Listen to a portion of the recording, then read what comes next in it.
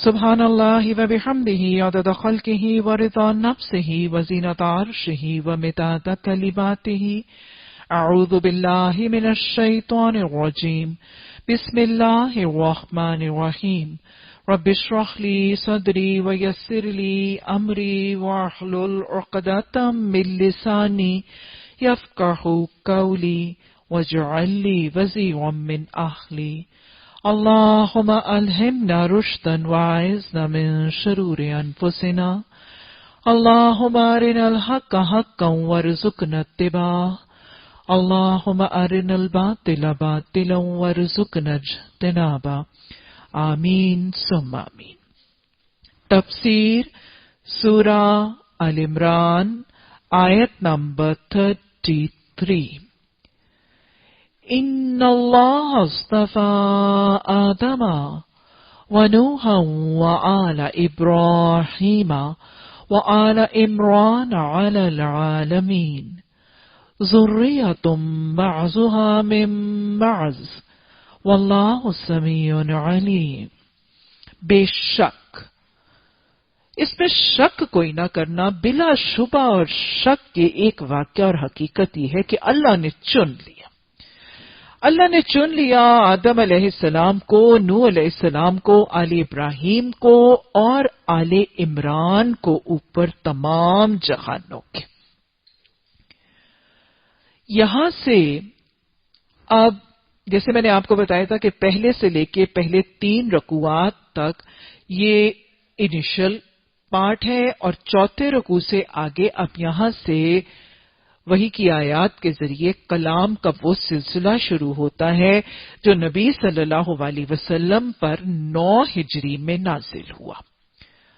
سن 9 ہجری میں جب مکہ فتح ہو گیا، اسلام کا بول بالا ہوا، اسلام اور مسلمانوں کی قوت اور ان کی شہرت اور ان کی طاقت کی دھاک بیٹھ گئی، تو پھر گرد و پیش سے لوگ اس عام الوفود میں نبی صلی اللہ علیہ وسلم کی خدمت میں دین سیکھنے اور اسلام کی حقیقت جاننے کے لیے حاضر ہوں. بہت سے ان لوگوں میں سے اسلام قبول بھی کیا. تو اب یہ وہی ہے اذا جاء نصر اللہ والفتح ورأیت الناس يدخلون فی دین اللہ افواجا، کہ فوج در فوج لوگ گروہوں کی شکل میں، وفود کی شکل میں مدینہ کی طرف انفلو ہو رہا ہے. تو اس 9 ہجری میں نجران کی ایک بستی، یہ عیسائیوں کی ایک ریاست تھی. نجران کی اس ریاست میں سے یہ نجران کا علاقہ جو ہے یہ حجاز اور یمن کے درمیان ایک علاقہ ہے. تو یہاں سے نجران کے اس عیسائی علاقے میں سے ایک وفد، ایک گروپ آف پیپل، تقریباً اس میں 60 لوگ تھے، یہ نبی صلی اللہ علیہ وسلم کی خدمت میں حاضر ہوئے. نجران کا علاقہ اس میں تقریباً 73 بستیوں پر مشتمل تھا، اور اس کی آبادی تقریباً 1,20,000 کے قریب تھی. اور ہمیں پتہ چلتا ہے کہ ان کے جو سربراہ تھے، تاریخ کو اگر ہم دیکھتے ہیں تو ان کے سربراہ 3 قسم کے گروپس میں ڈیوائیڈڈ تھے. ایک ان کا امیر تھا، اس کو عاقب کہتے تھے. یہ عاقب وہ جو ان کا حکمران اور ان کا امیر تھا. پھر ایک ان کا سید وہ تھا جو ان کے جو تمدن کے اور ان کے جو سیاسی معاملات اور امور ہیں ان کا حکمران اور نگران تھا. اور پھر ایک ان کا بشپ، اسقف اس کو کہتے تھے. اسقف وہ جو ان کا بشپ، ان کا پادری، ان کا پوپ تھا. تو 3 قسم کے حکمران تھے. تو ان کے جو اسقف، ان کے بشپ اور اس کے ساتھ ان کے باقی پادریوں میں سے کچھ لوگ، 60 لوگوں کا گروپ اور وفد نبی صلی اللہ علیہ وسلم کی خدمت میں مدینہ میں حاضر ہوا، اور انہوں نے نبی صلی اللہ علیہ وسلم سے دین اسلام کی حقیقت کے ساتھ ساتھ حضرت عیسیٰ اور حضرت مریم علیہ السلام، ان کی ولادت اور ان کی حقیقت کے بارے میں بھی سوال کی کہ آپ کے دین میں ہمارے نبی اور ان کی والدہ کی ولادت کے بارے میں کیا تعلیمات موجود ہیں. یہ جواب کو سوال کیا گیا، اور اس سے ملتے جلتے عیسائی وفود کے اور بھی سوالات تھے. تو ان کے جواب کے سلسلے میں یہ سورہ آل عمران کی آیات نازل کی گئیں، اور ان آیات میں آل عمران کا تذکرہ کر کے ان کو یہ بتایا گیا کہ تمہاری نسلوں کو بھی اللہ سبحانہ تعالیٰ نے چن لیا تھا. یہاں پر تذکرہ آ رہا ہے آل عمران کا. پچھلے اور 3 نبیوں کے تذکرے کے ساتھ آل عمران کا تذکرہ بھی آ رہا ہے. آل عمران یہ وہ خاندان کی لڑی ہے جس میں سے حضرت مریم، حضرت عیسیٰ، حضرت زکریا ان کے ساتھ ریلیٹڈ ہیں، اس نسل میں سے تو نہیں لیکن ان کے ساتھ ہی منسلک ہیں. حضرت مریم، حضرت عیسیٰ اور حضرت یحییٰ، یہ 2 بڑے بڑے نبی اس لڑی میں سے جب پیدا ہوتے ہیں تو اس لڑی کا نام آل عمران ہے. بنی اسرائیل ہی میں یہ آنے والی نسل ہے آل عمران کی نسل. اور بنی اسرائیل میں سے یہ آل عمران کی نسل میں جو 2 نبی آئے، ان کے پیروکاروں کے حضرت عیسیٰ علیہ السلام کے پیروکار عیسائی یا نصارہ، یہ وہ لوگ ہیں جو دوالین ہوئے.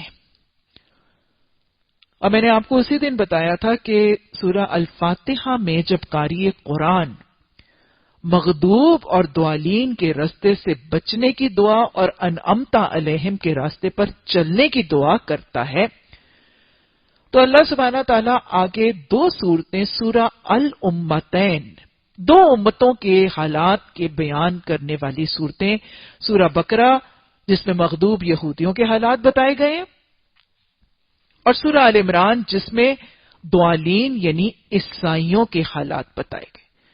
سورہ بقرہ میں بنیادی طور پر یہودیوں کے حالات ہیں، وہ مغضوب ہوئے، اور سورہ آل عمران میں عیسائیوں کے حالات ہیں جو راستے سے بھٹک گئے اور ان کو قرآن نے دوالین کہہ کر پکارا ہے.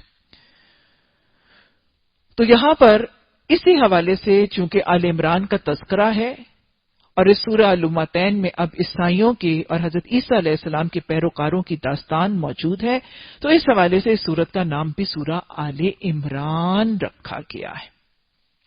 یہ آیت اور یہ واقعے کا بیان کرنا اس سورت کی وجہ تسمیہ بھی، اس وجہ سے اس سورت کا نام بھی سورہ آل عمران ہے، کیونکہ یہاں پہ آل عمران کا تذکرہ موجود ہے.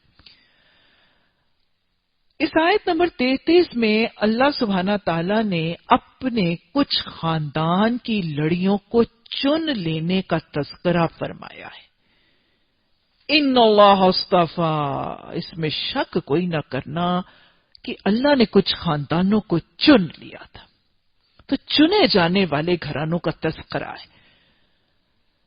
اس میں چنے جانے والے جن گھرانوں کا تذکرہ ہے وہ بنیادی طور پر 4 اولو العزم انبیاء ہیں. آپ کو پتہ ہے کہ انبیاء کی صف میں جب تذکرہ آتا ہے تو 5 نبی اولو العزم ہیں. عزم کا مطلب پکے پختہ ارادے والے، بڑے ڈٹرمنیشن والے، بڑے ول پاور والے اور بڑے اسٹرانگ ویلڈ اور ویل ڈٹرمنڈ انبیاء اولو العزم انبیاء. یہ 5 ہیں. حضرت نوح علیہ السلام، حضرت ابراہیم، حضرت موسیٰ، حضرت عیسیٰ اور محمد صلی اللہ علیہ وسلم، یہ 5 نبیوں کو اولو العزم نبی کی فہرست میں ان کے نام ہیں. تو یہاں پر محمد صلی اللہ علیہ وسلم کے علاوہ یہاں پر اللہ سبحانہ تعالیٰ نے 3 اولو العزم انبیاء کے گھرانوں کے چنے جانے کا تذکرہ فرمایا ہے. نوح علیہ السلام، حضرت ابراہیم علیہ السلام اور آل عمران میں حضرت عیسیٰ علیہ السلام کے خاندانوں کو اللہ نے چن لیا، منتخب کر لیا، اور پھر ان کی ذریتوں، ان کی نسلوں میں سے بھی بات کو منتخب کر لیا. گویا یہاں پر چنے جانے والے گھرانوں کا ایک تذکرہ ہے کہ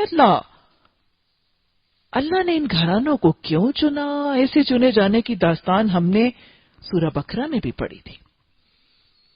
وَإِذِ ابْتَلَىٰ إِبْرَاهِيمَ بِكَلِمَاتٍ فَأَتَمَّهُنَّ قَالَ إِنِّي جَاعِلُكَ لِلنَّاسِ إِمَامًا. حضرت ابراہیم علیہ السلام کو اللہ سبحانہ تعالیٰ نے امامت سے نوازا تھا اور ان کو چنا گیا تھا امامت کے لیے. اور اس کی وجہ کیا تھی کہ جب اللہ سبحانہ تعالیٰ نے آزمایا تھا تو فَأَتَمَّهُنَّ، جب آزمایا تھا حضرت ابراہیم علیہ السلام کو تو ہر جسمانی، مالی، روحانی، معاشی، ہر قسم کی آزمائش پہ وہ پورے اترے تھے. یہاں پہ اب چنے جانے اور برگزیدہ کیے جانے کا ایک اور تذکرہ کہ اللہ نے کچھ گھرانے کے گھرانے، ان کی نسلوں کو چن لیا. کس کام کے لیے چنا؟ نبوت کے لیے، ہدایت کے لیے، اپنی رحمتوں کے لیے، اپنے انعامات اور اپنی برکتوں کی بارشوں کے لیے، اللہ کے دین کی سربلندی کی خدمت کے لیے، تبلیغ اور اشاعت کے لیے، حفاظت اسلام کے لیے اللہ نے چن لیا ان گھرانوں کو۔ چنے جانا چاہتے ہیں کہ اللہ ہمیں اور ہماری نسلوں کو چن لے، منتخب کر لے، پک آؤٹ کر لے ہمیں اور ہمارے اہل خانہ کو اور ہماری نسلوں کو ہدایت کے لیے، علم دین کے لیے، تبلیغ اور ارشاد کے لیے، نفاذ کی کوششوں کے لیے چاہتے ہیں کہ مجھے اور میرے خاندان کو اللہ چنے، تو اس داستان کو سمجھنا اور ان کے رویوں کو جاننا ضروری ہے۔ تو اللہ نے ان خاندانوں کو چنا، اور ان خاندانوں میں سے آل عمران کو اللہ نے اور ان کی نسلوں کو اللہ نے کیوں چنا، کیوں منتخب کیا؟ آل عمران کو ایسا منتخب کیا کہ ایک نہیں دو نبی ان کی لڑی میں بھیجے، اور ان کا تذکرہ، اولو العزم نبیوں کا تذکرہ اللہ نے ذکر خیر قرآن میں قائم رکھا۔ تو اللہ نے چنا کیوں؟ اس قالت امرأۃ عمران، جب آل عمران کی ایک عورت کہہ رہی تھی۔ یہ امرأۃ عمران کون ہے؟ عورت عمران کی، ہمیں تفاسیر میں پتہ چلتا ہے کہ اس سے مراد حضرت مریم علیہ السلام کی والدہ حمنہ بنت فاقوس ہے۔ حمنہ حضرت مریم کی والدہ ہے، اس سے مراد وہ ہے۔ ان کو عمران کی عورت کیوں کہا گیا؟ امرأۃ عمران کیوں کہا گیا؟ تفاسیر میں دو حوالے موجود ہیں۔ ایک تو اس حوالے سے کہ ہمیں پتہ چلتا ہے کہ حضرت موسیٰ اور حضرت ہارون علیہم السلام، ان کے والد کا نام عمران تھا۔ حضرت موسیٰ اور حضرت ہارون کے والد کا نام عمران تھا، اور ان کی لڑی سے جو خاندان نکلا اس کو آل عمران کہا جاتا ہے۔ تو آل عمران کی ایک خاتون، اس آل عمران کی ایک خاتون کا تذکرہ اور ان کا حوالہ۔ اگر ہم انجیل کا حوالہ دیں تو لوقا میں بھی یہ بات آتی ہے کہ حضرت یحییٰ کی والدہ حضرت ہارون ہی کی نسل میں سے تھی، اور یہ بھی ہمیں پتا ہے، آگے چل کے میں پھر یہ رشتہ داری سمجھاؤں گی بھی، بلکہ یہی پہ ہی سمجھ لیجئے۔ حضرت مریم کی والدہ اور حضرت یحییٰ کی والدہ دونوں آپس میں بہنیں تھیں۔ حضرت مریم اور یحییٰ گویا آپس میں خالہ زاد بہن بھائی تھے۔ حضرت مریم کی والدہ اور حضرت یحییٰ، ان کی والدہ آپس میں بہنیں تھیں، اور یہ دونوں آپس میں خالہ زاد تھے۔ اور حضرت یحییٰ کے والد حضرت زکریا علیہ السلام اپنے دور کے نبی بھی تھے۔ گویا حضرت مریم اور حضرت یحییٰ کی رشتہ داری آپس میں کیا ہے؟ دونوں خالہ زاد ہیں، اور حضرت زکریا حضرت مریم کے خالو ہیں۔ اور حضرت یحییٰ کی والدہ کا لوقا میں تذکرہ ملتا ہے کہ وہ حضرت ہارون علیہ السلام کی نسل میں سے تھی، گویا آل عمران میں ہونے کا حوالہ مل گیا۔ اور پھر کچھ اور تاریخ کے حوالوں سے ہمیں یہ بھی پتہ چلتا ہے کہ حضرت مریم کے والد کا نام عمران تھا۔ گویا امرأۃ عمران شاید اس حوالے سے بھی ہے کہ حضرت مریم علیہ السلام کی والدہ کو کہا جا رہا ہے کہ وہ عمران کی زوجہ تھی۔ بہرحال جو بھی ہے، جس وجہ سے بھی ہے، چاہے ان کے والد کے حوالے سے ہے، چاہے آل ہارون کے حوالے سے ہے، لیکن معاملہ یہ ہے کہ اس سے مراد حضرت مریم علیہ السلام کی والدہ ہے، اور اس گھرانے کو اللہ نے چنا تھا، اس آل عمران کو اللہ نے منتخب کیا تھا، ان کو اور ان کی نسلوں کو۔ چنی کیوں گئی تھی؟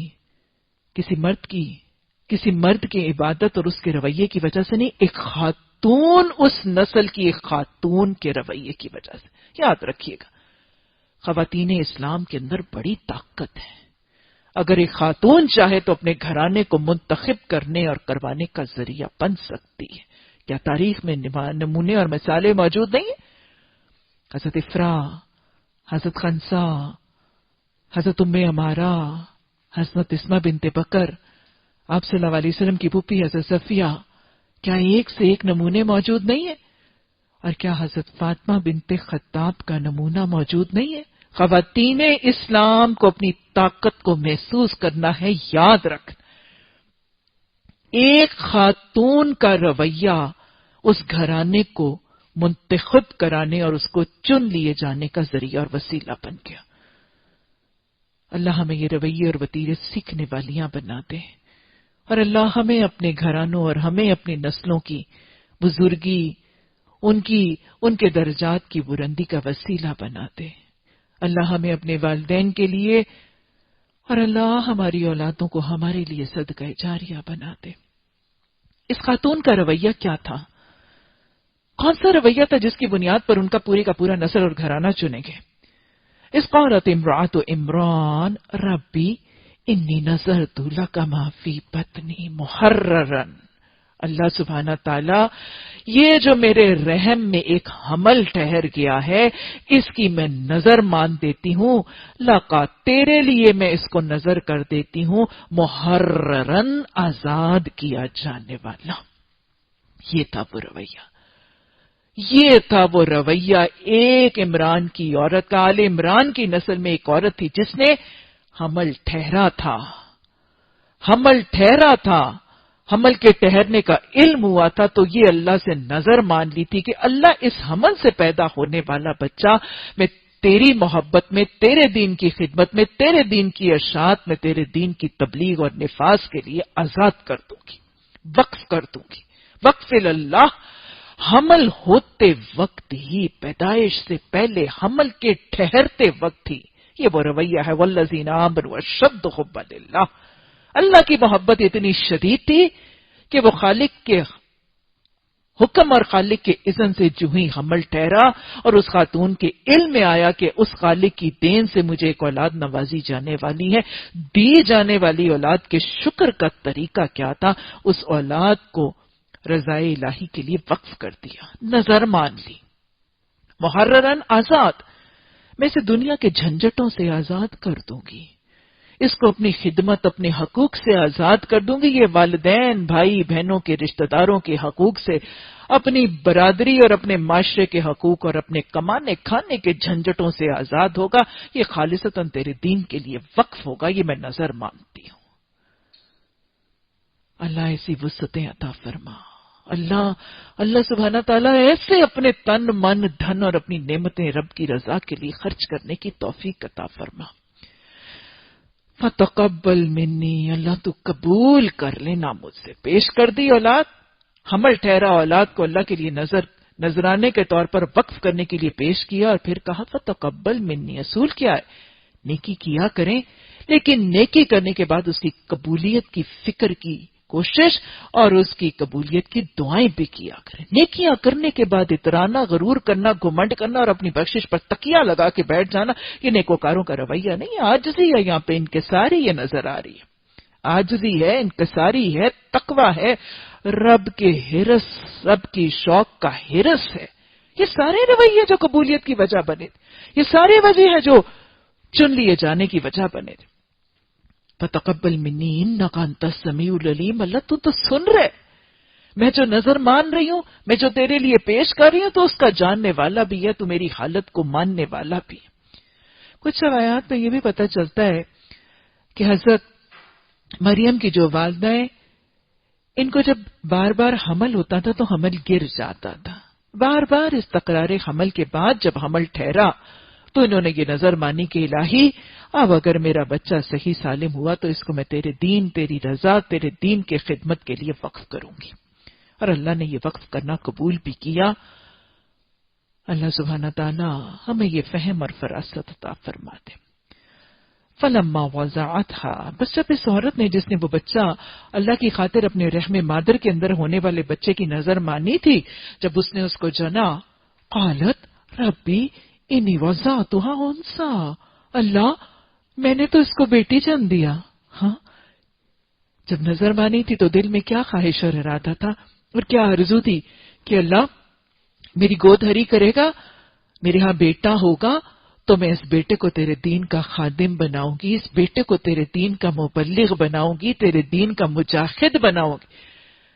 دل میں نیت اور ارادہ اور خواہش اور آرزو تو وہ بیٹے کی تھی، کیونکہ بیٹے کے لیے یہ کام آسان ہے، لیکن پھر جب پیدائش ہوئی، وضع حمل ہوا، اس نے جنا تو وہ تو بیٹی پیدا ہو گئی، اور اس نے کہا کہ بچی پیدا ہو گئی تو اس نے کہا مالک میرے ہاں تو لڑکی پیدا ہو گئی، حالانکہ جو کچھ اس نے جانا تھا اللہ کو اس کی خبر تھی۔ دیکھا اللہ کے ساتھ کتنا ڈائریکٹ 1-to-1 ریلیشن شپ ہے، ہر وقت اللہ کی صفات، ہر وقت اللہ کی پہچان اور اللہ کے ساتھ ڈائریکٹ رابطہ۔ اور لڑکا لڑکی کی طرح تو نہیں ہوتا، بہر کیف لڑکی نازک جان ہے، کمزور جان ہے، حفاظت درکار ہے، اس کی عزت، اس کی عصمت، اس کی آبرو، اس کی حفاظت ایک لڑکے کے مقابلے میں بہت مشکل ہے لڑکی کے لیے یہ کام کرنا۔ زندگی کے تبلیغ کے عملی میدان میں ایک لڑکی کے نکل کے لیے آ کے کام کرنا بہت مشکل ہے، لڑکے کے لیے بہت آسان ہے۔ نیت اور دل میں ارادہ تو تھا کہ اللہ بیٹا دے گا تو بیٹے کو دین کے لیے اعلی کلمت اللہ کے لیے وقف کروں گی، لیکن اللہ کی اپنی مرضی، اللہ کی اپنی حکمتیں، اللہ نے آزمائش کے طور پر کیا بیٹی دے دی۔ دیکھتا ہوں تو نظر مانتی ہے تو پوری کرتی ہے کہ نہیں، لیکن یاد رکھے گا مومنین اور مومنان کی صفت، مومنات کی صفت کیا ہے کہ جب وہ نظریں مانتے ہیں تو اپنی نظروں کو پورا کرتے ہیں، وعدے نبھانے والے ہوتے ہیں، وعدہ خلافی نہیں کرتے، نظریں نبھاتے ہیں۔ یہ صفات ہے جن کی بنیاد پر یہ خاندان چنا گیا تھا۔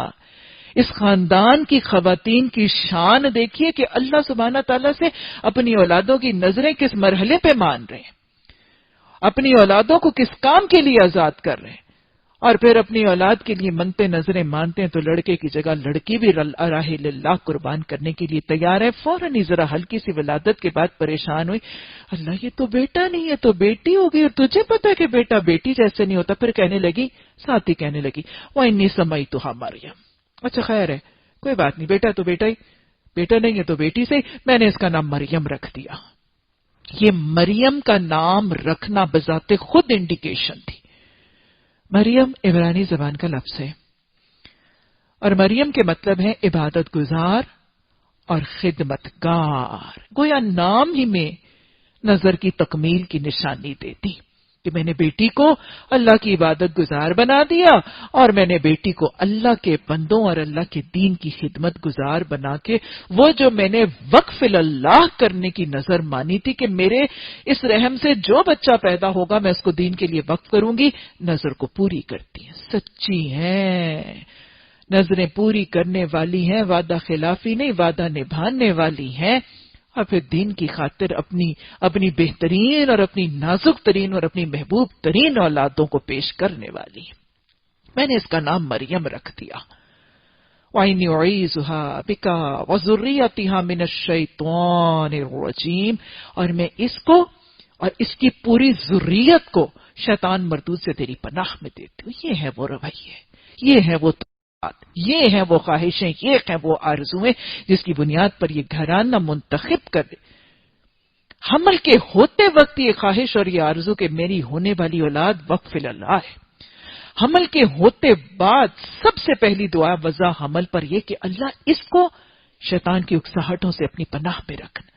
جب فکریں ایسی ہوں، سوچیں ایسے ہوں، پیمانے ایسے ہوں، ترجیحات ایسی ہوں تو ایسوں کو اللہ منتخب کر لے، اللہ سوچے بدلنے کی توفیق عطا فرما، اللہ ترجیحات کو بدلنے والا بنا، اور اللہ زندگی کے ہر شعبے میں اپنی رضا کو مد نظر رکھنے والا خوش نصیب بنا دے۔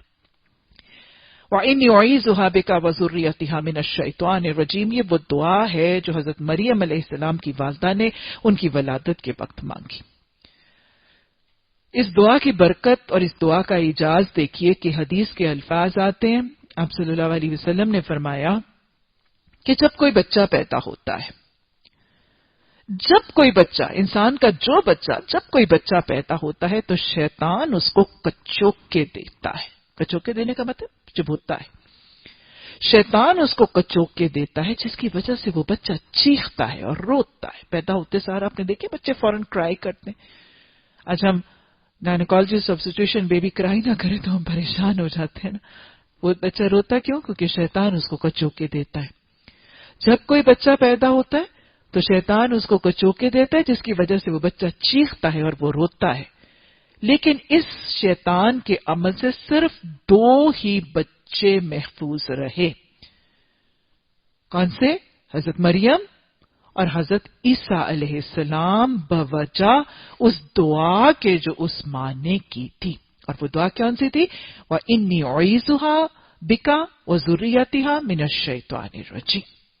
تو یہ ماں نے جو دعا کی تھی، اللہ سبحانہ تعالیٰ نے اس دعا کی اعجاز اور معجزے سے ان کی ذریت حضرت مریم علیہ السلام اور حضرت عیسیٰ علیہ السلام دونوں کو ابتدائی دن سے ہی شیطان کے کچوکوں وسوسوں سے اپنی پناہ عطا کر دی. جس گھرانے کی خواتین کی دعائیں ایسی ہوں، اور دعائیں ہمیشہ نشاندہی کرتی ہیں ان کی سوچوں کی، ان کی ترجیحات کی، ان کی فکروں کی. جہاں ایک گھرانے کی خواتین کی سوچیں ایسی ہیں، ان کی فکریں ایسی ہیں، ان کی آرزوئیں ایسی ہیں، ان کی تمنائیں ایسی ہیں، ان کی دعائیں ایسی، ایسی خاندانوں کو اللہ چن لیا کرتا ہے. اللہ یہ پیمانے عطا فرما دے. آج ولادت کے وقت کیا یہ دعائیں پڑھی جاتی ہیں یا پڑھی گئیں؟ آج ولادت کے وقت جب بچہ پیدا ہوتا ہے تو خالوں کو، پھوپھیوں کو، نانیوں کو، دادیوں کو سب سے پہلی ٹینشن کیا ہوتی؟ ہائے دیکھو رنگ کیسا ہے، ناک پتہ نہیں کس پہ چلی گئی، آنکھ کیسی ہے، ہاتھ پاؤں تو اچھے کھلے کھلے ہیں، مطلب. اور پھر جو ذرا تھوڑے سے سمجھدار سے، ویٹ کتنا بیبی کا، مطلب پیمانے ہی فرق ہے نا. بچے کی ولادت کی خبر آتے سار فکریں، پیمانے، خواہشیں، آرزوئیں بالکل. اور وہ کسی کو ٹینشن ہے کہ وہ ایگزیکٹو فلور میں کمرہ لیا ہے، بھئی فوراً رشتہ دار آنے جانے والے ہیں، گفٹس، گیو اویز، پتہ نہیں کن کن چیزوں کی فکریں اور کن چیزوں کی پریشانیاں. یہاں دیکھیے بچے کی ولادت کے بعد پہلی فکر کیا ہے؟ اس دنیا میں آ گیا، یہاں شیطان کا ایک جنگل ہے، یہاں شیطان کے جال ہیں. اللہ تو اس شیطان اور شیطان کی اکساہٹوں سے میری اولادوں کو اور نسلوں کو اپنی حفاظت عطا فرما دے. بڑی خوبصورت دعا ہے. آج ہم مائیں ہیں، اپنی اولادوں کے بارے میں سب کوئی خدشہ بھی ہے اور فکریں بھی ہیں اور پریشانیاں بھی ہیں، اور یہ شدید غم بھی ہوتا ہے کہ آج اپنی اولادوں کو نا شیطان کے اس نرغے سے ہم بچانے میں ناکام ہوتے چلے جا رہے ہیں. کتنا نظر آ رہا ہے، ایسا لگتا ہے کہ اولادیں جو ہے وہ شیطان کا تر نوالا بنتی جا رہی ہیں، اور پوری کوشش کے باوجود ہمیں لگتا ہے کہ ہم شاید اولادوں کو آج بچا نہیں پا رہے ہیں. اور پھر اس میں سارا شکوہ شکایت اولادوں پر لگا. آج کل کی اولادیں ہو ہی بڑی سرکش گئی ہیں. آج کل کی ان اولادوں کو پر الزام اور ان کو مارز اسلام لگانے کے بجائے پہلے اپنے تو گریبان میں جھانکیں کہ کیا ان کی ولادتوں کے وقت ہماری پیمانے ترجیحات یہ تھے؟ کیا ولادت کے وقت یہ دعائیں پڑھی گئی تھیں؟ آج والدین بڑے آرام سے بیٹھ کے شکوہ کرتے نہیں، آج کی اولادیں ہیں بڑی سرکش، یہ ہیں بڑی نافرمان، یہ مانتی نہیں ہے، ہم تو بڑے فرما بردار تھے. تو سب ان اولادوں کی تنقید کرنے سے پہلے اپنے آپ کو تو کٹہرے میں کھڑا کر کے دیکھیں، کیا ہم نے ان کی ولادت کے وقت یہ دعائیں پڑھی تھیں؟ کیا ان کی ولادت کے وقت ہماری زندگی کی یہ ترجیحات تھیں؟ کیا ان کے پیدا ہوتے سار ہماری یہ خواہش تھی، یہ آرزو تھی کہ اللہ جیسا بھی کرنا، جیسا بھی رکھنا، ان کو شیطان کی اکساہٹوں سے بچا لینا؟ اللہ سبحانہ تعالیٰ قرآن سے دوری اور دین کی لا علمی کی بنیاد پر اگر ہم سب سے ہماری زندگیوں میں کوتاہیاں ہوئیں تو اللہ گزشتہ زندگی میں ان کا تدارک کرنے کی توفیق عطا فرما. اللہ یہ تعلیمات دوسروں تک پہنچانے والا خوش نصیب بنا. اور یاد رکھیے یہ باتیں سب کو پہنچایا کریں. ولادت کے وقت کی بہترین اور خوبصورت دعا ہے یہ. چاہتے ہیں کہ آپ کی نسلیں اور آپ کے گھرانے اور ذریت بچ جائیں شیطان کی اکساہٹوں سے، تو اس وقت یہ دعا اپنی زبانوں پر جاری کر لیجیے. اپنی اولادوں کے وقت، اپنے پوتے پوتیوں کے وقت، اپنے نواسے نواسیوں کے وقت، اپنے گھرانے میں آنے والی ولادتوں کے وقت یہ دعائیں جاری کر لیجیے اور لوگوں کو بھی بتائے اور سنایا کریں. انی اعیذھا بکا وذریتھا من الشیطان الرجیم. ماں نے کیا کیا تھا؟ حمل کے وقت سے ہی نظر مان لی تھی. بیٹے کی جگہ بیٹی پیدا ہو گئی، سچی ہیں، مومنہ ہیں، سچائی سے اللہ کے وعدوں کو پورا کرنے والی. اور پھر پتہ کیا چلتا ہے؟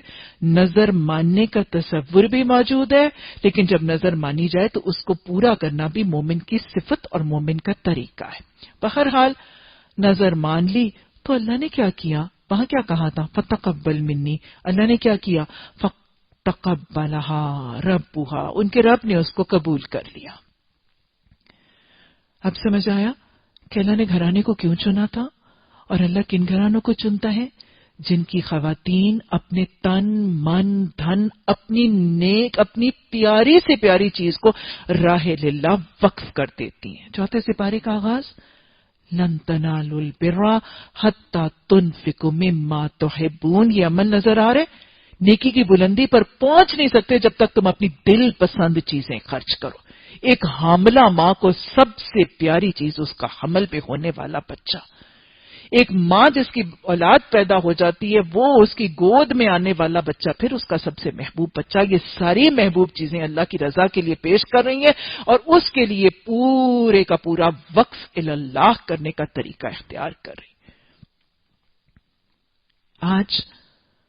آج ہم اپنی بچیوں کو، اپنی بیٹیوں کو پتہ نہیں کون سے راستوں پہ لگاتے ہوئے نظر آتے ہیں۔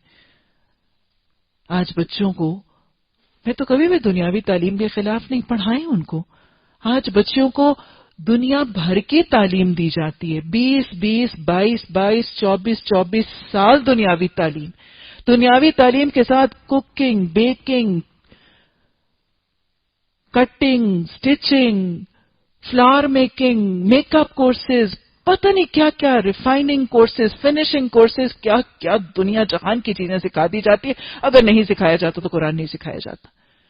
قرآن سکھانے ہی سے آج والدین خائف ہو جاتے ہیں۔ قرآن کی دین کی اشاعت اور تبلیغ کے لیے وقف کرنا تو درکنار، آج کے معاشرے میں بچیوں کو والدین قرآن اور حدیث اور دین کی تعلیمات دینے سے خائف ہیں۔ وقف کرنا تو بڑی دور کی بات ہے۔ اور قرآن اور حدیث کی تعلیمات آج اولادوں کو، بیٹیوں کو خاص طور پہ کس لیے نہیں پڑھائی اور دی جاتی؟ بیسیکلی 3 فکر کی باتیں ہوتی، 3 چیزوں کا خوف ہوتا ہے۔ مائیں باپ آج اولادوں کو، بیٹیوں کو خاص طور پہ قرآن اور حدیث کی تعلیمات کی طرف، بڑی عمر کی خواتین قرآن سننے کے لیے محفلوں میں موجود ہیں لیکن جوان نسل موجود نہیں ہے۔ 3 خوف ہیں، خود قرآن پڑھتی ہیں، خود قرآن مائیں سیکھتی ہیں لیکن جوان بچیوں کو اس طرف نہیں لاتی۔ 3 خوف ہیں۔ سب سے بڑی بات، میں نے تو اس عمر میں پڑھ لیا، چلو ٹھیک ہے، اگر یہ جوان پڑھ لے گی تو جوان خون تو لاؤ بالی ہوتا ہے، پتہ نہیں کیسی بن جائے گی۔ یہ قرآن پڑھنے والے کہیں اس کو بڑا ریجڈ نہ بنا دیں، کہیں اس کو بہت آرتھوڈاکس نہ بنا دیں، کہیں یہ بڑی کٹڑ اور کہیں کرخت نہ بن جائے۔ یہ میرے گھرانے، میری برادری اور اس معاشرے کے قابل نہیں رہے گی، یہ میری بیٹی مسفٹ ہو جائے گی معاشرے میں۔ یہ پہلا خوف ہے جو خود قرآن پڑھنے والی ماؤں کو اپنی بیٹیوں کو قرآن پڑھانے سے روک رہا ہے، زنجیر بن جاتا ہے۔ یہ میری بیٹی سوسائٹی میں مس فٹ ہو جائے گی، اپنے آپ کو اس معاشرے میں سیٹل اور برادری میں چلنے کے قابل نہیں رہے گی، ہمارے کام کی نہیں رہے گی۔ دوسرا خوف ہوتا ہے پھر اس کی شادی بیاہ کہاں ہوگی؟ آج تو اچھیوں کی نہیں ہوتی، قرآن پڑھ گئی، اس کام میں لگ گئی، ہمارے کام کی نہیں رہے گی، ہماری برادری کی نہیں رہے گی، کہاں لگائیں گے، کہاں نبھائیں گے، کہاں بیائیں گے؟ اچھے گھر میں نہیں پہنچے گی، کوئی اچھا رشتہ نہیں ملے گا، کوئی اچھی کفالت کا ذریعہ نہیں ملے گا۔ یہ دوسرے کفیل کی فکر ہوتی ہے۔ اور تیسرا، آج وہ جو ہمارا طریقہ کار ہے، ہم کہتے ہیں کہ مرد اور عورت دونوں گاڑی کے 2 پہیے، اس کو پڑھائیں گے نہیں، لکھائیں گے نہیں، قرآن کی طرف لگا دیں گے، پھر معاشی تنگی کا شکار ہو جائے گی۔ She needs to be independent, she needs to be professional, she needs to be a working woman. اس کو کچھ پڑھا دیں، کچھ لکھا دیں، کماتی کھاتی رہے تاکہ اپنے قدموں پہ کھڑی رہے۔ ہاں، قدموں پہ کھڑی رہے اور شوہر پہ جوتے برساتی رہے۔ اس کی معاشی تنگی کے فکر سے اس کو اس طرف نہیں، پورے کا پورا اس طرف لگا دیا جاتا ہے۔ کیا یہی 3 فکر نہیں ہے؟ دیکھ لیجئے، اب آپ کے سامنے واقعہ ہے، اپنی آنکھوں سے پڑھ لیجئے تاکہ یقین آ جائے کہ ایسا نہیں ہوا کرتا۔ جب کوئی ماں یا کوئی باپ اپنی بیٹی کو دین کے لیے، دین کی تعلیم کے لیے پیش کرتے ہیں، دین کی تعلیم کے لیے، تبلیغ اور ارشاد کے لیے وقف کرتے ہیں، تو یہ 3 خوف دل سے نکال دے گا۔ یہ واقعہ آپ کے سامنے پردہ اتار دے گا انشاءاللہ۔ جب ماں نے یہ پیش کر ہی دی، دین کی خادمہ بنا ہی دی، اللہ کی عبادت کے لیے وقف کر ہی دی، نظر پوری کر ہی دی، تو اللہ نے کیا کیا؟ فَتَقَبَّلَهَا رَبُّهَا بِقَبُولٍ حَسَنٍ، کوئی سوشل مسفٹ بنائی تھی. اللہ نے کیا کیا تھا؟ وَأَنبَتَهَا نَبَاتًا حَسَنًا. اللہ نے تو اس کو بڑی اچھی سی لڑکی بنا کے اٹھا لیا. اور جس کو اللہ اچھی بنا کے اٹھاتا ہے وہ کتنی اچھی ہوگی. جس کو ماں باپ اچھی بنائیں گے، جس کو برادری معاشرہ اچھا بنائے گا، کیا وہ اچھی ہوگی؟ یا جس کو میرا رب اچھا بنا کے اٹھائے گا وہ اچھا ہوگا؟ جس کو قرآن اور حدیث کی تعلیمات کے زیورات سے سجایا جائے گا، کیا وہ اچھا ہوگا؟ یا جس کو ہم معاشرے کے طریقوں سے سجائیں گے وہ اچھا ہوگا؟ خوف نکال دیجئے. قرآن پڑھے ہوئے لوگ مسفٹ نہیں ہوں گے، خراب نہیں ہوں گے، بد اخلاق نہیں ہوں گے، بد زبان نہیں ہوں گے. معاشرے میں کیری کرنا ان کے لیے اپنے آپ کو مشکل نہیں ہوگا. گھرانے نبھانے اور گھرانے بنانے، رشتے بنانے اور رشتے سنوارنے ان کے لیے مشکل نہیں ہوں گے. اللہ نے اس کو بڑی اچھی سی لڑکی بنا کر اٹھا لیا. پھر اگلی فکر کیا ہوتی ہے ماں باپوں کا؟ رشتہ نہیں ملے گا، کفیل نہیں ملے گا. اللہ نے کیا کیا؟ وَكَفَّلَهَا زَكَرِيَّا. اللہ نے اس کا کفیل زکریا علیہ السلام کو بنا دیا. کون تھے یہ؟ اللہ تو غیب سے مدد کرتا ہے نا. اللہ کی رضا کے لیے کسی کو چھوڑ کے تو دیکھیں. اللہ پھر آپ نے کل بھی تو حدیث پڑھی تھی. اللہ سبحانہ تعالیٰ نے فرمایا تھا کہ جب کوئی فرض عبادت کرتا ہے تو وہ میرے قریب ہو جاتا ہے، اور جب وہ نفل پڑھتا ہے تو وہ میرا محبوب ہو جاتا ہے.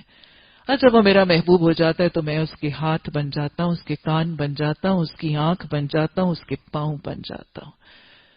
اور پھر اگلی حدیث میں آپ نے سنا تھا کہ جب کوئی اللہ کا محبوب بن جاتا ہے، اللہ کسی سے محبت کرنے لگتا ہے، تو اللہ جبریل امین کو بلا کے کہتے ہیں کہ اس سے محبت کرو، میں اس سے محبت کرتا ہوں. پھر جبریل امین اس سے محبت کرنے لگتے ہیں، اور پھر جبریل امین آسمان میں اعلان کرتے ہیں سب اس سے محبت کرو، اللہ اس سے محبت کرتے ہیں، اور سب آسمان کی مخلوق اس سے محبت کرنے لگتی. اور پھر حدیث میں آتا ہے پھر زمین والوں پر بھی اس کی چاہت اور محبت رکھ دی جاتی. یہ ہوتا ہے. ہم تو پتہ نہیں معاشرے میں آج کون سے غموں اور کون سے فکروں اور کون سی چیزوں کے پیچھے الجھے پڑے. اللہ سبحانہ تعالیٰ نے بہترین کفالت کرنے والا حضرت زکریا علیہ السلام کو بنا دیا. زکریا علیہ السلام کون تھے؟ ابھی میں نے آپ کو بتایا رشتے میں ان کے خالو بھی تھے، نبی بھی تھے، اور لا اولاد بھی تھے. اس سے بہتر کفیل مل نہیں سکتا تھا. خالو ہونے کی وجہ سے محبت ہوئی، نبی ہونے کی وجہ سے بہترین تعلیم اور تربیت کا طریقہ کھلا، اور لا اولاد تھے، اپنی کوئی اولاد نہیں تھی، ساری محبتیں یہیں پہ نچھاور ہو گئی.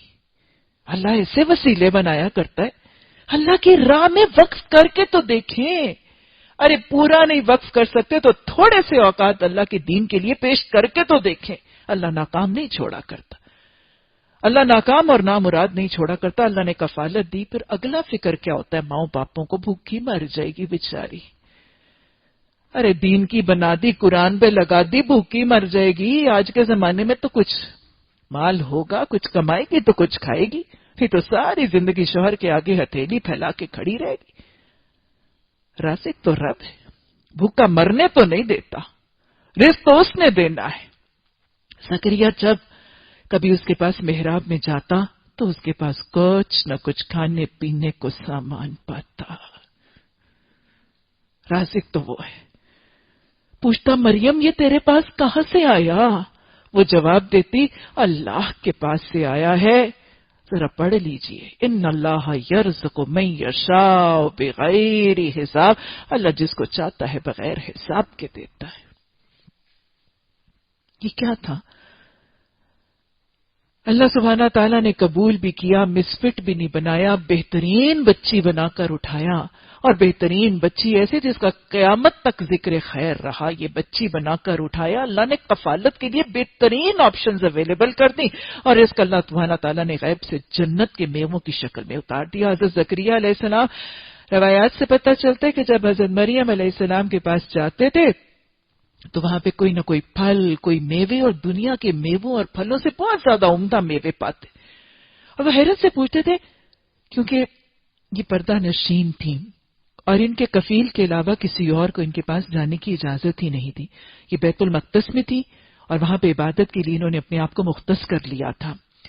ماں نے جب وقف اللہ کر دیا تو اس بچی کو جوانی ہی کی عمر میں، چھوٹی عمر میں، ہلکی عمر میں بیت المقدس میں، ہیکل سلیمانی میں یہ عبادت کے لیے مشرقی کونے میں انہوں نے اپنے آپ کو وہیں پہ رہتی تھیں اور وہیں پہ کفالت حضرت زکریا علیہ السلام کرتے تھے، کوئی آتا جاتا نہیں تھا، رزق اور کوئی ذریعہ نہیں تھا، تو یہاں پہ وہ جو کھانے اور رزق اور ساری چیزیں پائی جاتی تھی، تو اس پر حضرت زکریا علیہ السلام نے حیرت سے پوچھا کہ مریم، کہ مطلب میں تو نہیں لایا، کسی اور نے آنا نہیں، میں لایا نہیں، یہ کہاں سے آیا؟ تو اس پر مریم علیہ السلام نے جواب دیا کہ میرا رب مجھے رزق دیتا ہے، ایسے دیا کرتا ہے، رازق میرا رب ہے، یاد رکھ لیجئے۔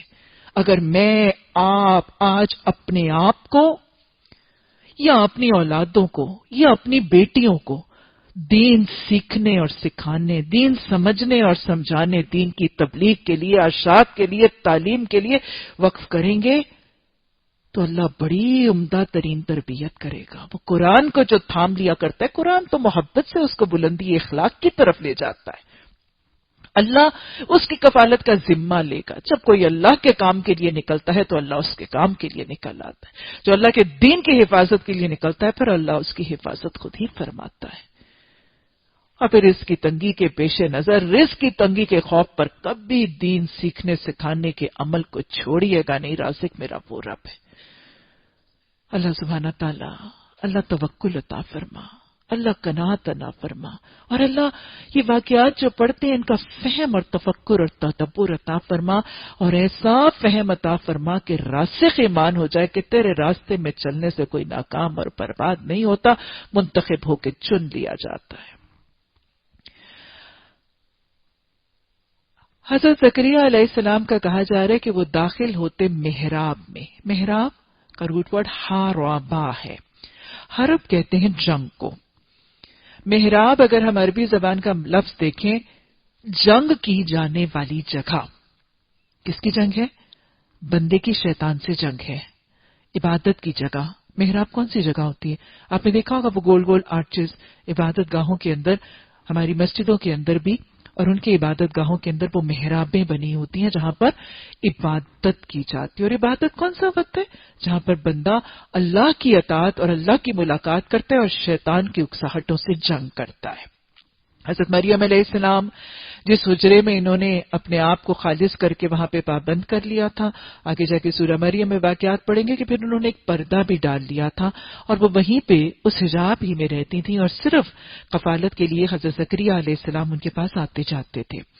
عبادت کے لیے، دین کی تعلیم کے لیے مختص ہو کر بیت المقدس میں ہیکل سلیمانی میں بیٹھنے والی یہ بچی نیکوکار تھی اور یہ محراب میں ہر وقت عبادت کے لیے موجود ہوتی تھی۔ اور ہمیں پتہ چلتا ہے کہ اگر آپ ان کے جو چرچز وغیرہ ہیں وہ بھی دیکھیں تو چرچز وغیرہ میں بھی جو عبادت کرنے والے لوگ ہیں ان کے وہ جو حجرے وغیرہ ہیں ذرا اونچے کر کے بنائے جاتے ہیں کلیسا وغیرہ میں نا، تو ان کو محراب بنیادی طور پر کہا جاتا ہے۔ وہاں پر یہ معجزانہ طریقے سے رزق اور اتنی نیک اور صالح بچی دیکھی تو کیا ہوا؟ ہنالک دعا زکریا، اسی جگہ، at the spot, at the moment, at the spot کیا ہوا تھا؟ ایک اتنی نیک بچی جس کو ماں نے وقف کیا، اللہ کیسے حفاظت کر رہا ہے، اللہ کیسے تربیت کر رہا ہے، اللہ سبحانہ تعالیٰ کی کیسی عبادت گزار، اتنی نیک صالح عبادت اور پھر ایسی صالح کیسے رزق پا رہی ہے۔ یہ کرشمہ دیکھنے کے بعد کیا ہوا؟ ایک رشک آ گیا۔ یاد رکھیے گا، حسد تو جائز نہیں ہے، رشک تو جائز ہے نا۔ علم میں، عبادات میں، عمل میں اپنے سے اوپر والے کو دیکھ کر رشک آتا ہے۔ حضرت زکریا علیہ السلام کو رشک آیا اور وہیں پہ کھڑے کھڑے یہ کیفیت دیکھی کہ رب نے ایک ماں کو اتنی نیک اور صالح بچی دی، رب نے ایک ماں کو اتنی عبادت گزار خدمت گزار بچی دی ہے، اور رب اس عبادت گزار خدمت گزار کو غیب سے رزق کے دھانے کھول رہا ہے۔ اللہ مجھے اولاد کیوں نہیں دے سکتا؟ بس رب کی پہچان آئی، ایمان آیا، ہنالک، اسی جگہ اسی وقت دعا زکریا۔ حضرت زکریا علیہ السلام نے اپنے رب سے دعا کی، بڑی پیاری ہے یہ دعا، ربی حب لی من لدنک ذریۃ طیبۃ انک سمیع الدعاء۔ حضرت زکریا علیہ السلام نے وہیں پہ یہ حالات اور واقعات دیکھ کر اللہ سے یقین بھی آیا، توکل بھی آیا، ایمان مضبوط ہوا، وہیں دعا کر ڈالی کہ اللہ مجھے بھی اپنے آپ سے ایک نیک اور صالح اولاد دے دینا، تو میری دعا سننے والا ہے۔ یہ دعا یاد کر لیجئے، اپنی دعاؤں کا لازم حصہ بنا لیجئے، اس کو اپنی نماز کی دعاؤں کا حصہ بنا لیجئے۔ یہ دعا مستجاب ہوئی تھی اور کیسے، کس شان سے قبول ہوئی۔ ادھر اسی جگہ کھڑے ہو کر حضرت زکریا علیہ السلام نے جب دعا کی ہے تو دعا میں بغیر کسی تاخیر کے فوراً فنادتہ الملائکۃ، وہیں پہ دعا کی قبولیت کا جواب آ گیا. ایسی ہے یہ دعا اور ایسے قبول ہوئی تھی. ادھر اسی جگہ کھڑے ہوئے، heart of the moment, spot of the moment, حضرت زکریا علیہ السلام نے پورے توکل اور یقین سے کی، اور ادھر دعا ہوئی اور ادھر جواب آ گیا. وہیں پر فرشتوں نے جواب دیا. وَهُوَ قائم، وہ وہیں کھڑے ہوئے تھے محراب میں. ان اللہ، اس میں شک کوئی نہ کرنا زکریا علیہ السلام کہ اللہ تجھے خوشخبری دیتا ہے بیحییٰ. ایسے ہوئی تھی قبول دعا، ایسے ہوئی تھی قبول دعا. ابھی اسی جگہ محراب میں کھڑے ہوئے تھے، وہیں پہ وہ نماز کی کیفیت میں کھڑے ہوئے تھے، دعا کی تھی، اور اسی وقت اسپاٹ آف دا مومنٹ وہ دعا قبول ہوئی تھی. فرشتے نے آ کے خوشخبری بھی دی تھی. یہ صرف نہیں تھا کہ زکریا آپ کی دعا قبول ہوئی ہے، بلکہ اس وقت یہ بھی بتا دیا گیا تھا کہ اولاد کی بھی ہے، بیٹا بھی ہے، بیٹے کا نام بھی تجویز کر دیا گیا تھا، اور بیٹے کی بہترین صفات بھی بتا دی گئی تھی. اس شان سے قبول ہوئی تھی دعا. کیا کہا تھا فرشتے نے؟ یحییٰ، تمہارا بیٹا زکریا علیہ السلام تمہارا ایک بیٹا ہوگا، یحییٰ ہوگا، مصدقا بکلمات من اللہ. حضرت عیسیٰ علیہ السلام کو کلمات من اللہ کہا گیا ہے. حضرت عیسیٰ علیہ السلام کی تصدیق کرنے والا ہوگا. وہ سیدن، بڑی عزت والا ہوگا. وہ حسورن، بچا ہوا ہوگا، محفوظ ہوگا، پاک دامنی والا ہوگا. وہ نبی من الصالحین، اور ایک نبی ہوگا صالحین میں سے. اس شان سے ہوئی تھی یہ دعا قبول. ادھر مانگی گئی، جہاں کھڑے ہوئے تھے وہیں پر فرشتے نے آ کر دعا کی قبولیت کی خوشخبری نہیں، بیٹے کی خوشخبری، بیٹے کے نام کی خوشخبری اور بیٹے کی صفات کی خوشخبری دی تھی.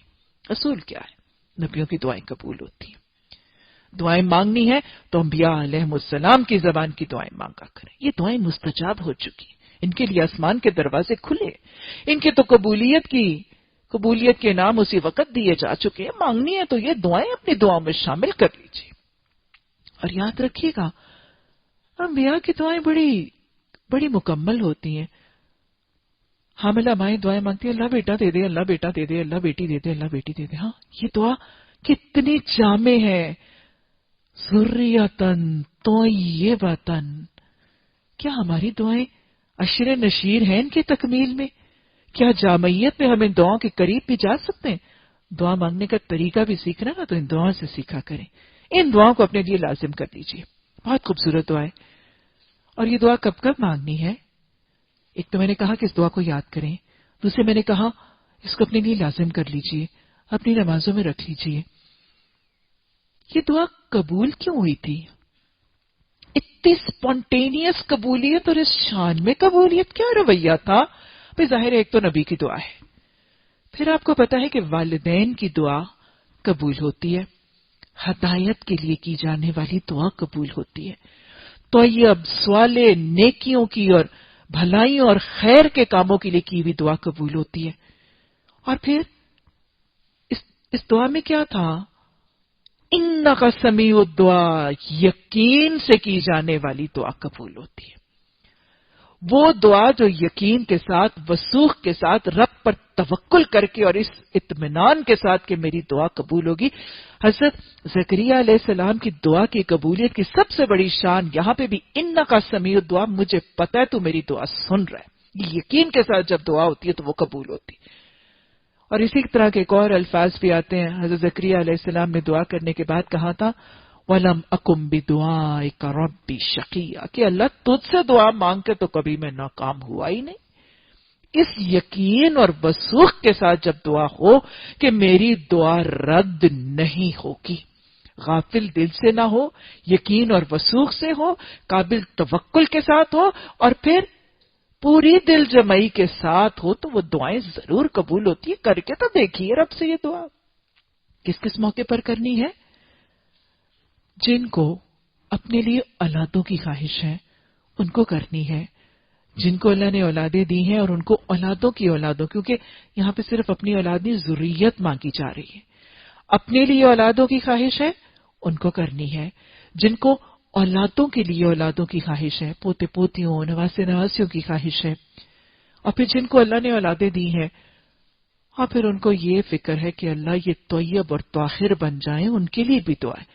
خالق تو نے اولاد تو دے دی، اب اس کو کیا بنا دے، ذریتن طیبتن بھی بنا دے۔ خالق بھی تو تھا، ہادی بھی تو ہے، ہدایت دے کے ان کو اپنی پسند کا طیب بنا دے۔ اور پھر جن کو اپنی اولادوں کے لیے نیک صالح ازواج اور جوڑ کی طلب ہو، ان کو بھی کرنی ہے۔ بہو کی تلاش، داماد کی تلاش، کیونکہ بہو اور داماد بھی کیا ہوتے ہیں، اولادی تو ہوتے ہیں، تو لہذا جس کو نیک اور صالح جوڑ اپنی اولادوں کے لیے چاہیے، ان کو بھی کرنی ہے۔ یہ چاروں خواہشات اور آرزوؤں والے لوگ یہ دعا کو اپنی دعا کا حصہ بنائیں، توکل سے، یقین سے، انک سمیع الدعا کے وثوق سے دعائیں مانگے تو انشاءاللہ اللہ رد نہیں کرے گا۔ اللہ سبحانہ تعالیٰ نے جواب میں فرشتے نے آواز دی جب وہ محراب ہی میں کھڑا نماز پڑھ رہا تھا کہ اللہ تجھے یحییٰ کی خوشخبری دیتا ہے۔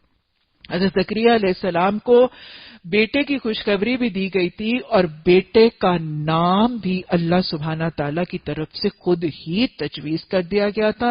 اور ہمیں حدیث سے پتہ چلتا ہے کہ اس سے پہلے یہ نام اور کسی کا موجود نہیں تھا، یہ پہلی دفعہ یہ نام اللہ سبحانہ تعالیٰ کی طرف سے حضرت زکریا علیہ السلام کو ان کے بیٹے کے لیے تجویز کیا گیا۔ اللہ تجھے یحییٰ کی خوشخبری دیتا ہے، وہ اللہ کی طرف سے ایک فرمان کی تصدیق۔ یہ فرمان کون ہے؟ کلمات من اللہ، حضرت عیسیٰ علیہ السلام۔ حضرت یحییٰ علیہ السلام حضرت عیسیٰ کی ولادت سے 1 سال پہلے پیدا ہوئے تھے، ان کو نبوت حضرت عیسیٰ علیہ السلام سے پہلے دی گئی تھی، اور حضرت یحییٰ علیہ السلام حضرت عیسیٰ علیہ السلام کی نبوت کی تصدیق بھی کرتے تھے۔ اس میں سرداری بھی ہوگی، بزرگی کی شان بھی ہوگی، کمال درجے کا ضابط بھی ہوگا، نبوت سے سرفراز ہوگا اور صالحین میں شمار کیا جائے گا۔ اللہ دعا مانگنے کے طریقے سکھا دے، ادب سکھا دے، سلیقہ سکھا دے، دعاؤں میں جلد بازی اور غفلت سے بچنے والا، اور دعا کو توکل، وثوق اور یقین سے کرنے والا بنا دے۔ زکریا علیہ السلام نے کہا، ادھر دعا مانگی تھی، محراب میں ہی مانگی تھی، وہیں پر دیکھ کر اللہ پر امید آئی تھی اور مانگا کہ اللہ ایسی بچی ایک ماں کو دے سکتا ہے جس کے حمل پہ حمل گرتے تھے، ایسی بچی کو رزق دے سکتا، بھلا مجھے اولاد کیوں نہیں دے سکتا؟ یقین سے مانگی، دعا قبول ہوئی، فرشتے نے خوشخبری دی۔ لیکن کیا ایمان ہر وقت ایک جیسا رہتا ہے؟ ایمان تو گھٹتا بڑھتا رہتا ہے نا۔ خوشخبری ملی تو کیا ہوا؟ پروردگار بھلا میرے ہاں لڑکا کہاں سے ہوگا؟ پہلے کتنے وثوق سے مانگی، اور پھر بعد میں ایمان کا درجہ زیادہ اور کم ہوتا گیا۔ کہنے لگے میرے ہاں لڑکا کیسے ہوگا، میں تو بہت بوڑھا ہو چکا اور میری بیوی بھی بھانج تھی۔ دیکھ لیجئے دعا کی تاثیر، اس حالت میں بھی اولاد دی۔ اور پھر اصل میں بات یہ کہ دعا مانگتے وقت یہ چیزیں یاد نہیں رہی تھی کہ میں بوڑھا اور بیوی بانج ہے، تو بس اللہ پہ توکل پڑا ہو گیا تھا۔ اپنا بڑھاپا اور اپنی بیوی کا بانج ہونا نہیں، رب خالق کی صفات پہ بہت کامل یقین ہو گیا تھا۔ جواب ملا ایسا ہی ہوگا، اللہ جو چاہتا ہے وہ کرتا ہے۔ لا اولاد ہے، اولاد ہدایت سے دور ہے، پریشان نہ ہو۔ بس اوقات لوگ اتنے نا امید ہو جاتے ہیں اور لوگ کہتے ہیں کیسے ہو سکتا ہے مجھے سوال اولاد، میری اولاد اب کیسے ٹھیک ہو سکتی ہے؟ 10 سال کی بانجھ ہونے کے بعد مجھے اولاد کیسے ہو سکتی ہے؟ یا میری اولادیں اتنی گمراہ، میری اولادیں اتنی بھٹکی ہوئی، مجھے نیک رشتے اب کہاں سے مل سکتے ہیں؟ اللہ کیا فرما رہا ہے؟ قذالک اللہ یفعل ما یشاء، وہ کرتا ہے جو وہ چاہتا ہے، اور وہ چاہتا کیا ہے؟ جب بندہ اسے مانگتا ہے تو اس کے لیے ہدایت وہ ضرور چاہتا ہے۔ عرض کیا مالک پھر کوئی نشانی میرے لیے مقرر فرما دے، یعنی اب اگر جب یہ حمل ہوگا تو کوئی نشانی تو ہو کہ میرے ساتھ یہ معاملہ ہے۔ اللہ سبحانہ تعالیٰ نے فرمایا نشانی یہ ہے کہ تم 3 دن تک لوگوں سے اشارے کے سوا بات نہیں کر سکو گے۔ اس آیت کے 2 طرح کے معنی بتائے گئے ہیں۔ ایک تو یہ، اس حوالے سے اس کی تفسیر سمجھنی ہے کہ اللہ سبحانہ تعالیٰ نے فرمایا ہے کہ تم 3 دن تک لوگوں سے بات نہیں کر سکو گے، یعنی تمہاری زبان بندی کر دی جائے گی۔ تمہاری حمل، جب بیوی کو حمل ٹھہرے گا تو 3 دن تک تمہاری زبان بند کر دی جائے گی، تمہاری زبان بندی ہوگی، اور یہی علامت ہوگی کہ حمل ٹھہر گیا اور بچے کی ولادت کا معاملہ ہونے والا ہے۔ تو جب تمہاری زبان بندی ہوگی تو تم کیا کرنا؟ اس دوران میں تم بول نہیں سکوگے، تم اور نہیں کر سکوگے، اس رب میں اپنے رب کو یاد کرنا اور صبح و شام اس کی تسبیح کرنا۔ اور دوسرا مطلب کہ تم 3 دن بات نہ کرنا۔ گویا اللہ نے حکم دے دیا کہ جو ہی حمل ٹھہرے گا، حمل کے ٹھہرنے کی جب خوشخبری ملے گی تو اللہ کی نعمت اور اس خوشی کے اعتراف کے طور پر 3 دن بات نہ کرنا۔ آگے چل کے بھی آپ کو یہ پتا چلے گا کہ حضرت عیسیٰ علیہ السلام کی شریعت میں چپ کے روزے کا طریقہ رائج تھا، کہ روزہ رکھنے میں ایک طریقہ یہ تھا کہ چپ کا روزہ، خاموشی اختیار کرنا بھی روزے کا ایک طریقہ تھا۔ تو کوئی اللہ سبحانہ تعالیٰ نے کیا کہا کہ جب حمل ٹھہرے گا تو عبادت کے طریقے اور اللہ کی اس نعمت کے اعتراف کے طور پر خاموشی اور چپ کا روزہ رکھنا۔ اصول بہت واضح طور پر سمجھ میں آ رہا ہے کہ نعمت کے ملنے پر، حمل کے ٹھہرنے پر، کسی خوشی کی خبر کے ملنے پر پھر طریقہ کیا ہے؟ فَسَبِّحْ بِحَمْدِ رَبِّكَ وَاسْتَغْفِرْ فَصَلِّ لِرَبِّكَ وَانْحَرْ۔ محمد صلی اللہ علیہ وسلم کو بھی یہی سکھایا گیا، حضرت زکریا کو بھی یہی سکھایا جا رہا ہے کہ بیوی کے حمل کے ٹھہرنے، بانج بوڑھے دونوں کپلز اس حال میں جب حمل کا معاملہ ہوگا تو پھر کیا کرنا؟ کثرت سے شکر کے طور پر ذکر کرنا، اللہ کی تسبیح حمد و ثنا کرنا۔ یہ کیا ہے؟ فَسَبِّحْ بِحَمْدِ رَبِّكَ۔ اور دوسرا فَصَلِّ لِرَبِّكَ وَانْحَرْ، روزہ رکھنا۔ خوشی اور خوشخبری کے ملنے کے وقت کے آداب اور سلیقوں کا فہم بھی اس آیت سے ملتا ہے۔ پھر وہ وقت آیا جب مریم علیہ السلام سے فرشتوں نے آ کر کہا، آپ دیکھیں گے کہ یہ سٹوری جو ہے نا، اس میں باریکی کے ساتھ باقی ڈیٹیلز، یہ قرآن کے سارے واقعات کا طریقہ ہے، پورے کا پورا واقعہ جو ہے نا وہ نریٹ نہیں کیا جاتا، اس واقعے میں سے جو اہم کڑیاں ہیں صرف ان کا تذکرہ کر دیا جاتا ہے، اس واقعے میں سے جو امپورٹنٹ پارٹس ہیں جس میں سے کوئی سبق، کوئی اصول، کوئی پیغام ملتا ہے، وہ واقعہ بتا دیا جاتا ہے۔ حضرت زکریا کا واقعہ، حضرت مریم کی ولادت کا واقعہ وہ بتانے کے بعد اب پھر ایک دم سے جمپ آف کرتے ہیں کہاں پر؟ حضرت مریم علیہ السلام کے حمل کے ٹھہرنے کے مرحلے پر۔ پھر وہ وقت آیا جب مریم علیہ السلام سے فرشتوں نے آ کر کہا، اے مریم، اللہ نے تجھے برگزیدہ کر لیا۔ دیکھا نا، چنے جانے والوں کی ہے نا خاندان کی لڑی، وہ ماں نے جب وقت کیا تھا تو پھر نسلوں کی نسلوں کو چن لیا گیا۔ وہ ماں جب اپنی بیٹی کو وقف کرتی ہے نا تو پھر اللہ اس بیٹی کو اٹھا لیا کرتا ہے، اللہ اس بیٹی کو برگزیدہ کر لیا کرتا ہے۔ اللہ ہمیں ایسی مائیں اور ایسی بیٹیاں بنا دے۔ اللہ نے چن لیا۔ پڑھیے، یا مریم ان اللہ اصطفاکی، کاف زیر کی کس کے لیے ہوتا ہے؟ مؤنث کے لیے۔ اللہ نے تجھے منتخب کر لیا۔ اور جب اللہ نے حضرت مریم علیہ السلام کو منتخب کیا تو پھر ایک چنی جانے والی خاتون سے اللہ کا معاملہ اور مطالبہ کیا تھا؟ برگزیدہ کر لیا، پاکیزگی عطا کی اور تمام دنیا کی عورتوں پر تجھ کو ترجیح دے کر اپنی خدمت کے لیے چنا۔ اللہ جو ہے جس کو چنتا ہے نا، وہ پھر کس کام کے لیے چنتا ہے؟ اللہ جس کے ساتھ بھلائی کا ارادہ فرماتے ہے اس کو کیا دیتا ہے؟ اس کو دین کا فہم اور دین کا علم دیتا ہے۔ اسی کام کے لیے چنا گیا تھا، دین کے علم کے لیے، دین کے فہم کے لیے، تبلیغ اشاعت کے لیے، دین کی خدمت کے لیے چنا گیا تھا اور ساری دنیا کی عورتوں پر ترجیح دی۔ حدیث بھی موجود ہے، آپ صلی اللہ علیہ وسلم نے فرمایا 5 عورتیں کامل ہیں۔ 5 عورتیں کامل، کامل کا مطلب مکمل، پرفیکٹ، کوئی ان کے اندر عیب نہیں۔ 5 عورتیں کامل ہیں۔ فرعون کی بیوی حضرت آسیہ، حضرت عیسیٰ علیہ السلام کی والدہ حضرت مریم، حضرت خدیجہ زوجہ نبی صلی اللہ علیہ وسلم، حضرت عائشہ اور حضرت فاطمہ۔ تو یہ 5 خواتین کا نام، مسلمان خواتین کا نام، کچھ روایات میں حضرت عائشہ کا نام آتا ہے اور کچھ میں حضرت فاطمہ کا آتا ہے۔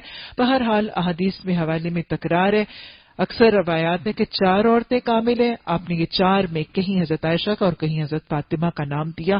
دونوں کے کامل ہونے میں کسی قسم کا کوئی تردد و شک اور شبہ کا معاملہ موجود نہیں۔ تو اللہ سبحانہ تعالیٰ نے بھی یہی فرمایا کہ اللہ نے چن لیا اور کامل عورتوں کی فہرست میں شامل کر دیا. یہ ہیں وہ کامل عورتیں جو نمبر 2 سے نمبر پر آنے والی حضرت مریم ہے. تو اللہ نے جب چن لیا تو پھر اللہ نے کیا کیا؟ طہارا کی پاک کر دیا تجھ کو.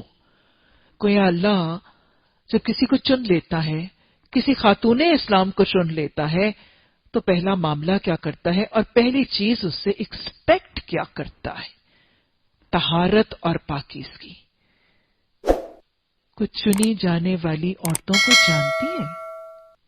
سوال کریں اپنے آپ سے. آپ جانتی ہیں کچھ لوگوں کو، کچھ خواتین اسلام کو جن کو اللہ نے چن لیا؟ اس سے بھی میں نے آپ سے